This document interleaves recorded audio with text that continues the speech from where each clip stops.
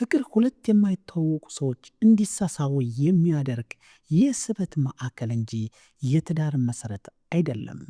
ትዳር ያንተን ጥበብ ይፈልጋል። ትዳር ያንቺን ብልሃት ይሻል። የተሰራ ያለቀለት ያማረ ትዳር ፈልገህ አታገኝም። የምትፈልገውን አይነት ትዳር የምትሰራው አንተው ራስህ ነህ። ሰላም ጤና ይስጥልን። የተከበራችሁና የተወደዳችሁ የቻናላችን ቤተሰቦች በዛሬው ቆይታችን ይህንን እውነት በሰፊው እንዳስሳለን። እስከ ፍጻሜው ድረስ አብራችሁን ዝለቁ። ፍቅር ተፈጥሮ ለሰው ልጅ የሰጠችው ድንቅ ስጦታ ነው። ሁለት በባህሪ በአስተዳደግ በስነ ልቦና በፍላጎት የተለያዩ ሰዎችን ያለምንም ቅድመ ሁኔታ እንዲቀራረቡ የሚያደርግ የስበት ማዕከል ነው። ፍቅር የግንኙነት መጀመሪያ ነው። ፍቅር ሁለት የተሸነፉ ልቦች የሚገናኙበት የስሜት ደሴት ነው። ፍቅር ስሜት ነው፣ ትዳር ግን ስሌት ነው። ፍቅር በልብህ የሚሰማ የልብ ምት ነው። ትዳር ግን በአእምሮ የሚመራ የህይወት ጉዞ ነው። ዓለማችን በፊልሞቿና በልብ ወለዶቿ የሰበከችህን ትዳር ለመኖር አታስብ። ልብ ወለዶች ፍጹም የሆነች ሴት ይስሉልሃል። ሁሌ የምትረዳ፣ ሁሌ ያጌጠች፣ ሁሌ ፈገግ የምትል ሴት። ነገር ግን በትዳር ውስጥ የምታገኛት ሴት ስጋና ደም የለበሰች፣ የምትደክም፣ የምትናደድ፣ አንዳንድ ጊዜም የምታጠፋ ሴት ናት። ፊልሙ የሰበከን ፍጹም ሴት ፍለጋ ወደ ትዳር አትግባ። ብረት የሚጠነክረው በእሳት ውስጥ ሲያልፍ ነው።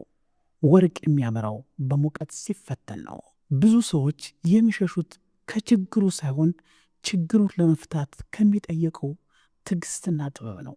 የተሰራ ትዳር የሚፈልጉ ሰዎች ችግርን ይፈራሉ። ትዳርን የሚገነባ ሰው ግን ችግርን እንደ ዕድል ይጠቀምበታል።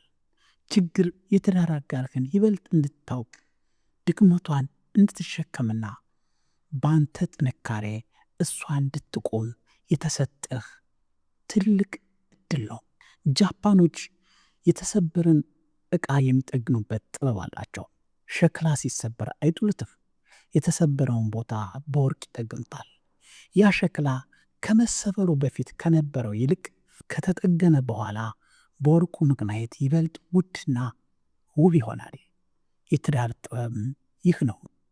ችግሮች፣ ግጭቶችና አለመግባባቶች ሲፈጠሩ እነሱን በይቅርታና በፍቅር ወርቅ ስትጠግናቸው ትዳራቸው ከመጀመሪያው ይልቅ አሁን ይበልጥ ይጠነክራል። የተሰራ ትዳር የሚገኘው ከመሰበርና ከመጠገን ውስጥ ነው። የትዳር አጋርህን ለመለወጥ ከመሞከርህ በፊት ማንነቷን መቀበል አለብህ። መቀበል ማለት ግን በድክመቷ መስማማት ማለት ሳይሆን ሰው መሆኗን መረዳት ነው። በትዳር ውስጥ ትልቁ ጥበብ ማዳመጥ ነው። አእምሮ የሚያድገው በምናየውና በምናዳምጠው መጠን ልክ ነው። እኛ ግን ብዙ ጊዜ የምንሰማው መልስ ለመስጠት እንጂ ለመረዳት አይደለም። የትዳር ጥበብ የሚጀምረው የልብህን ጩኸት ከመስማትና ከመረዳት። ትዳር ስትሰራ ከትላንት ስህተት ዛሬ ተማር። ከጎንህ ያሉ ሰዎች ባሳለፉት የህይወት መስታወት ነገን በትኩረት ተመልክተ ትዳርህን ስራ። ትዳር በአንተ አእምሮ ብቃት ልክና በአንተ ያስተሳሰብ ልክ የሚሰራ ትልቅ ተቋም ነው።